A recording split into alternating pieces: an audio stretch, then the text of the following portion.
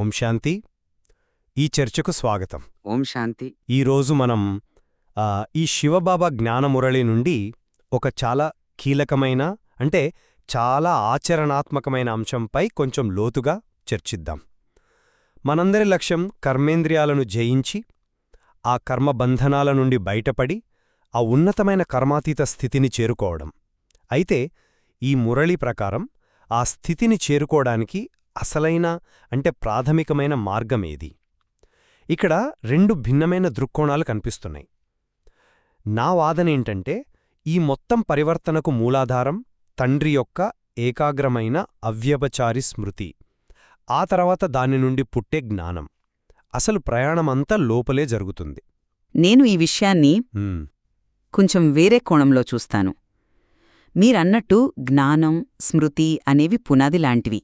అందులో సందేహమేమీ లేదు. కానీ ఆ పునాది మీద మనం ఒక భవనం కట్టాలి కదా. ఆ నిర్మాణమే ఆచరణాత్మకమైన సేవ, కఠినమైన క్రమశిక్షణ, మరి ధర్మయుక్తమైన కర్మ. ఇవి లేకుండా కేవలం పునాదితో ఉండిపోతామన్నమాట. ఆ ఉన్నత స్థితిని వాస్తవంగా సాధించేది ఈ ఆచరణ ద్వారానే అని నేను గట్టిగా వాదిస్తాను. సరే, నేను నా వాదనను ఇంకొంచెం స్పష్టంగా చెప్తాను.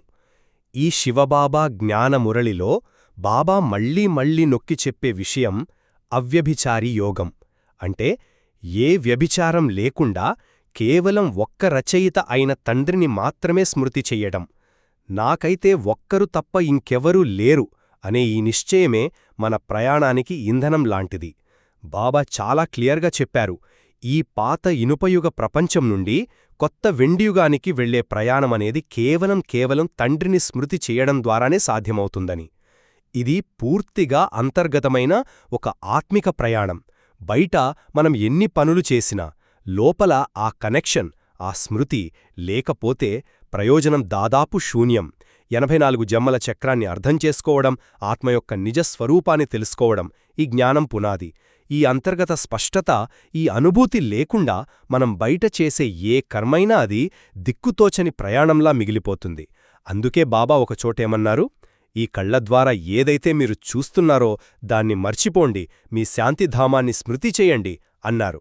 దీనర్థమేంటి చెప్పండి? మొదలవ్వాల్సింది లోపల, మనస్సులో. మీరు చెప్పిన దాంట్లో నిజముంది. అంతర్గత స్థితి ప్రాముఖ్యతను నేను కాదనట్లేదు. కాని అది నాణేనికి ఒగ్గవైపు మాత్రమే అనిపిస్తోంది. ఇదే మురళీలో బాబా మనల్ని మనం ఎవరుగా చూసుకోమంటున్నారు? ఈశ్వరీయ మిషన్లో ఉన్న సేవకులుగా. మరి ఆ మిషన్ లక్ష్యమేంటి? అందరినీ ఈశ్వరునికి చెందినవారిగా తయారుచేయడం. ఇది కేవలం మనసులో స్మృతి చేసుకుంటూ కూర్చుంటే అయ్యే పనా? కాదు కదా. దీనికి క్రియాశీలకమైన, చురుకైన సేవ అవసరం. బాబా మనల్ని సహాయకులుగా పిలుస్తున్నారు. కల్పవృక్షానికి మనం ఆకులను తయారు చెయ్యాలి అంటే ఇతరులకు ఈ జ్ఞానాన్నిచ్చి వారిని వృద్ధిలోకి తీసుకురావాలని బాబా ఆశిస్తున్నారు. ఇది ప్రత్యక్షమైన కర్మను, సేవను సూచిస్తోంది. దానికంటే ముఖ్యమైన విషయం, బాబా ఒక హెచ్చరిక కూడా చేశారు. జ్ఞానం పొందిన తర్వాత తప్పుడు పనులు చేస్తే దాని భారం తెలియక చేసే తప్పుల కంటే చాలా రెట్లుగా ఎక్కువగా ఉంటుంది. దీన్ని బట్టి మనకేమర్థమవుతోంది? మన పురోగతిని, మన ఉన్నతిని అంతిమంగా నిర్ణయించేది మన కర్మలే. అవినాశీ సర్జనైన బావ ఇచ్చిన పద్యం పాటించడం తప్పనిసరి. వాడాలి, పద్యం కూడా పాటించాలి. చివరిగా ఈరోజు మురళీవరదానంలో కూడా చూడండి, సంకల్పం, మాట మరియు కర్మ, ఈ 3 రకాల సేవల బ్యాలెన్స్ గురించే ప్రస్తావించారు. అంటే ఆచరణాత్మకమైన కర్మ, సేవ లేకుండా ఈ ప్రయాణం అసంపూర్ణమన్నమాట. మీరు సేవ, కర్మల గురించి చెప్పారు, మంచిదే. కానీ మురళిలో చెప్పిన తిరుగు ప్రయాణం లేదా రిటర్న్ జర్నీ యొక్క అసలు స్వభావాన్ని మనం ఒకసారి పరిశీలించాలి. అసలు ఈ ప్రయాణం అంటే ఏంటి? ఆత్మ తన స్వతోప్రధాన, స్వచ్ఛమైన స్థితికి తిరిగి వెళ్లడం. ఇది పూర్తిగా 100% అంతర్గతమైనది. బాహ్య ప్రపంచం, అందులోని చర్యలు, మనుషులు వీటన్నిటినీ మర్చిపోవలసిన విషయాలుగా బాబా వర్ణించారు. శాంతిధామాన్ని మరియు సుఖధామాన్ని గుర్తు చేసుకోవడమే అసలైన సాధన అని బాబా అంత స్పష్టంగా చెప్పినప్పుడు దాని అర్థం మన ఫోకస్ అంతా స్మృతి మీదనే ఉండాలి కదా. అక్కడే ఒక్కళ్లలో తేడా వస్తుంది. మీరు చెప్పేది నిజమే. కాని బాబా ఆ ప్రయాణాన్ని ఆచరణాత్మకమైన మైలురాళ్లతో ముడిపెట్టారు. మురళిలో ఏముంది? ఎప్పుడైతే మీ స్థితి సిల్వరేజ్ వరకు చేరుకుంటుందో అప్పుడు కర్మేంద్రియాల చంచలత్వము సమాప్తమైపోతుంది. గమనించండి, ఇది ఒక నిర్దిష్టమైన కొలవదగిన స్థితి. ఇది కేవలం స్మృతిలో కూర్చోవడం వల్ల రాదు. దాని కింద వాక్యం ఇంకా స్పష్టంగా ఉంది.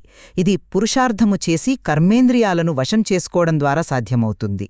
పురుషార్థం అనే మాటలోనే క్రియాశీలకమైన ప్రయత్నం ఉంది, కేవలం ఆలోచన కాదు. ఇంకో విషయం, విశ్వమంతటినీ మాయ సంఖ్యల నుండి విడిపించేందుకు మేం వచ్చామని మీరంటారు అని బాబా మన బాధ్యతను గుర్తుచేస్తున్నారు.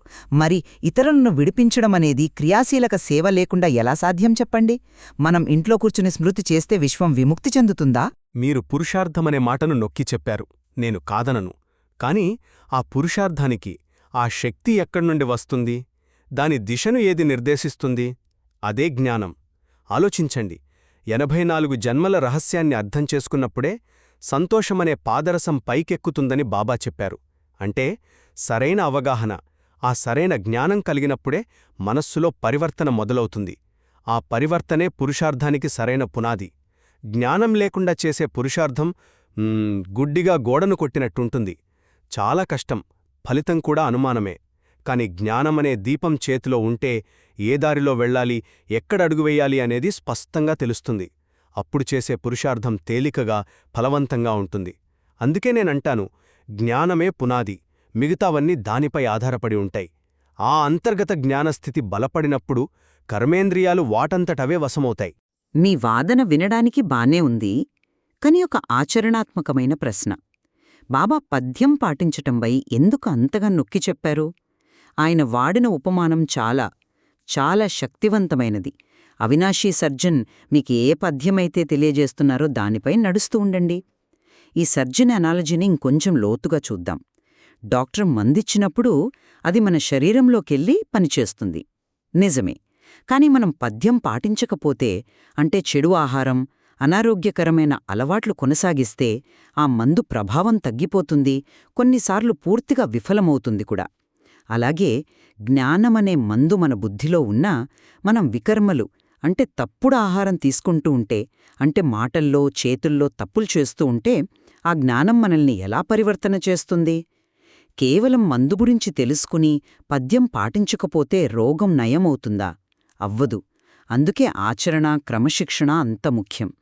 జ్ఞానం పొందాక చేసే తప్పులకు భారం ఇంకా ఎక్కువ పడుతుందని బాబా చెప్పడం వెనుక ఉద్దేశ్యం కూడా అదే. మీరు చెప్పిన పద్యం అనే విషయం చాలా ముఖ్యమైనది, నేను ఏకీభవిస్తాను. కానీ ఆ పద్యం యొక్క అసలు అర్థాన్ని మనం ఇంకాస్త లోతుగా చూడాలి. పద్యమంటే కేవలం బాహ్యంగా చేసే కర్మలను నియంత్రించడం మాత్రమే కాదు. అసలైన పద్యం మనసులో మొదలవుతుంది.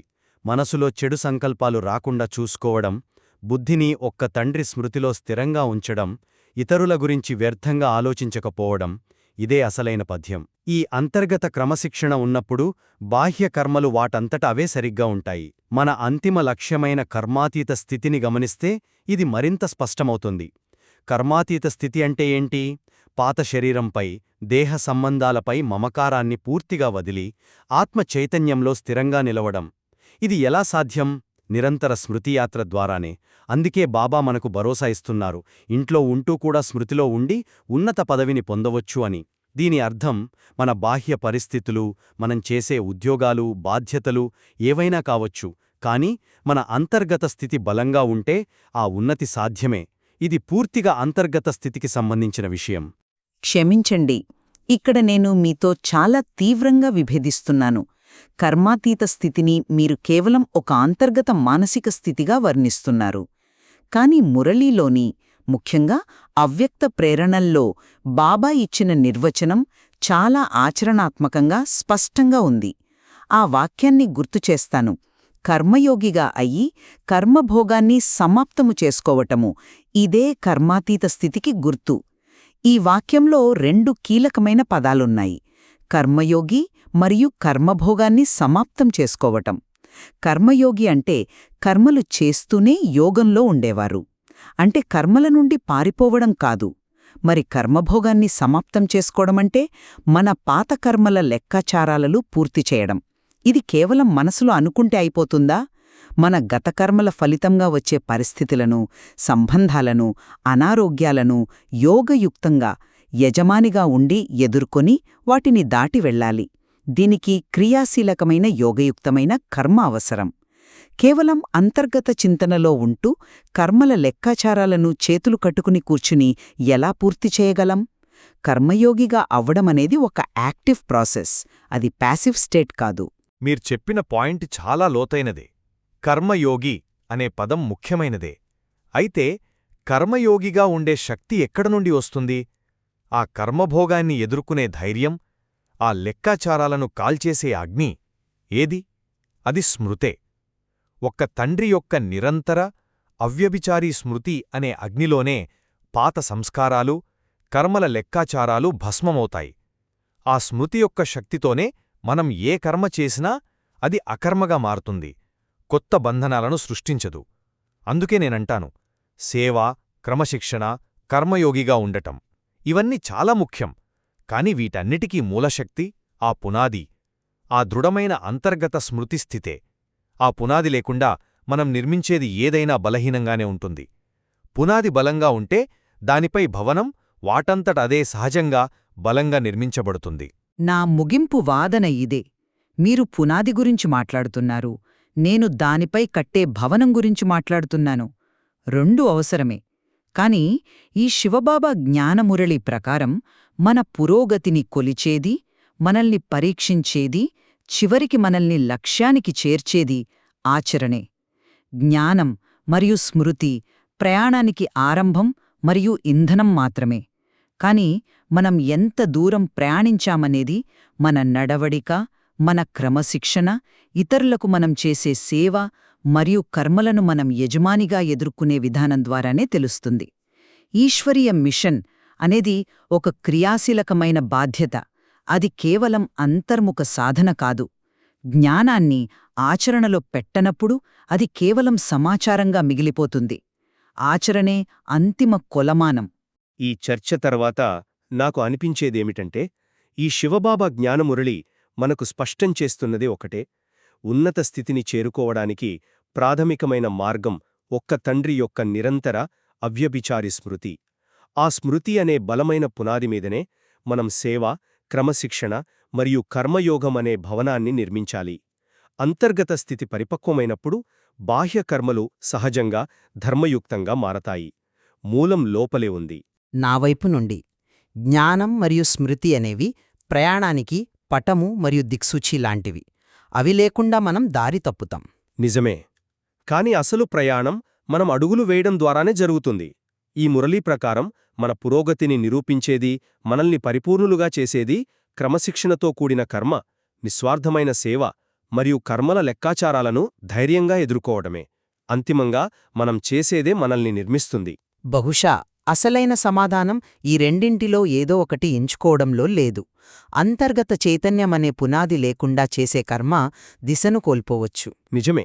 అలాగే కర్మ, సేవ అనే ఆచరణ లేకున్నా జ్ఞానం కేవలం సిద్ధాంతంగా గాలిలో మేడలా మిగిలిపోవచ్చు. ఈ మురళి బహుశా ఈ రెండింటి మధ్య సరైన, సున్నితమైన సమతుల్యతను సాధించమని మనల్ని ప్రోత్సహిస్తుంది. ఈ సమతుల్యతపై మరింత లోతుగా ఆలోచించడానికి, అనుభవం చేసుకోవడానికి ఈ చర్చ మనకు ఒక మంచి అవకాశమిచ్చింది. ఓం శాంతి. ఓం శాంతి.